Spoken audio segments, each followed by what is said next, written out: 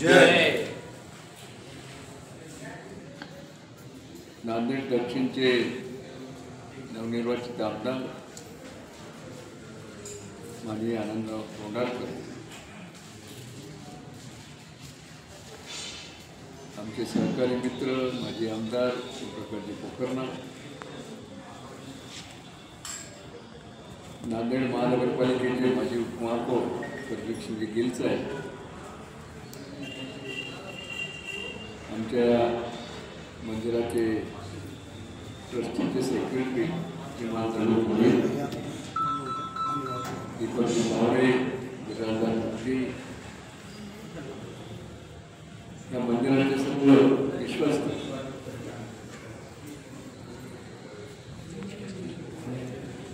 माननीय आमदार यांच्याबरोबर आलेले सर्व त्यांची मित्रमंडळी, दीपक भावरे, सत्तू महाराज आणि उपस्थित मित्र, मी सर्वप्रथम माझ्या वतीनं आणि आपल्या सर्वांच्या वतीनं तोंडारकरांचं खूप खूप अभिनंदन करतो. ईश्वराच्या कृपेनं त्यांना आमदार म्हणून काम करायची संधी मिळाली, त्याबद्दल त्यांना खूप खूप शुभेच्छा. आत्ताच आमचे मित्र कोकणाचे अतिशय विस्तारामध्ये सांगितलं, आनंदराव माझा आणि या मंदिराचा संबंध 1980 मध्ये. 1980 मध्ये आमचे नेते स्वर्गीय शंकरराव चव्हाण लोकसभेला उभे राहिले आणि सकाळी सकाळी ते इथं दर्शनाला आले आणि मी त्यांच्याबरोबर आलो. तेव्हापासून माझ्या या मंदिराचा संपर्क झाला, देवीचे आशीर्वाद आम्हाला मिळाले. नंतर आमच्या मित्रमंडळीनं 10-15 वर्षापूर्वी मला इथं अध्यक्षही केलं. गुरुद्वारा बोर्डाने ही जमीन आम्हाला दिली. इथं जवळपास 2-2.5 एकर जमीन आहे आणि गुरुद्वाराने जी आहे ना तिला आपल्याला दान म्हणून. आत्ताच सांगितलं आमच्या कोकणाने, खरं आहे, मी आमदार झाला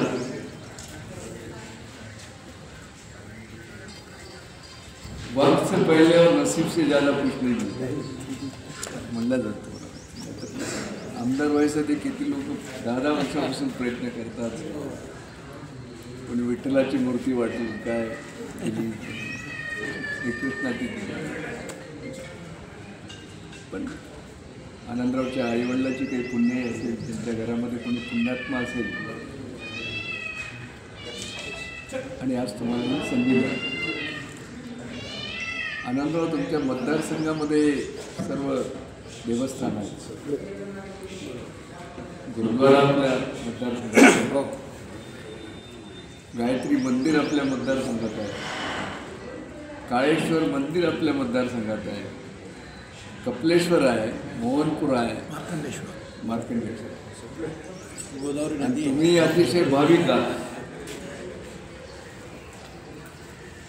धर्माला जे आहे ते सत्तेची साथ पाहिजे. सत्ता आणि धर्म जेव्हा एकत्र येतात तर त्या ठिकाणी धर्माला आश्रय मिळतो आणि त्यातून मंदिराचा विकास होतो आणि आध्यात्मिक वातावरण तयार होतं.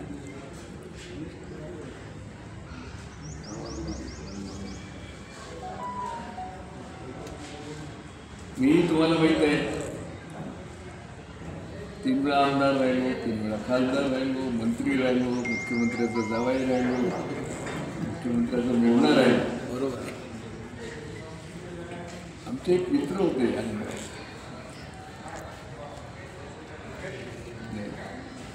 जय माताजी, जय माता, वैष्णव देवीचे भक्त, पंजाबी होते. बरोबर. मोठे कॉन्ट्रॅक्टर होते आणि मला त्यांचे खूप आशीर्वाद होते.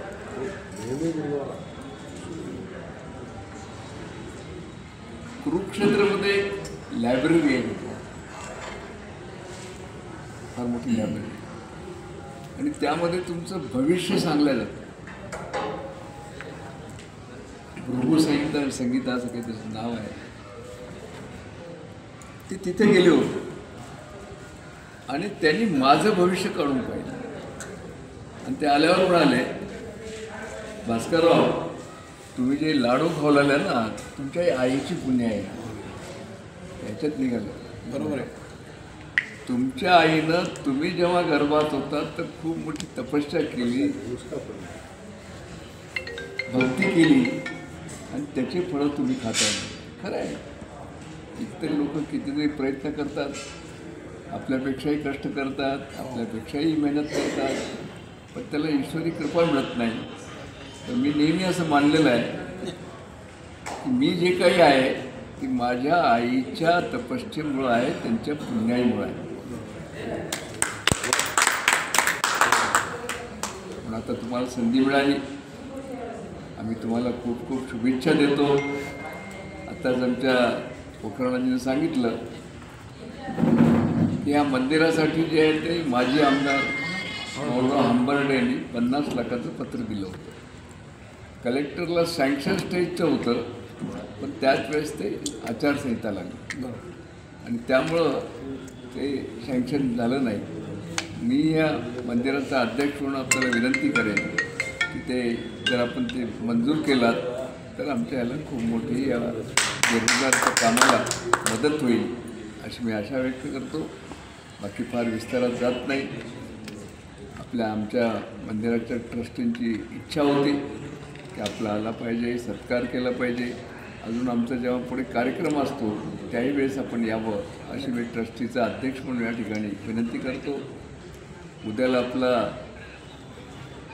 नवीन वर्ष सुरू होतं आहे, त्याच्याही आपल्या सर्वांना शुभेच्छा देतो आणि थांबतो. गायत्री माता की जय.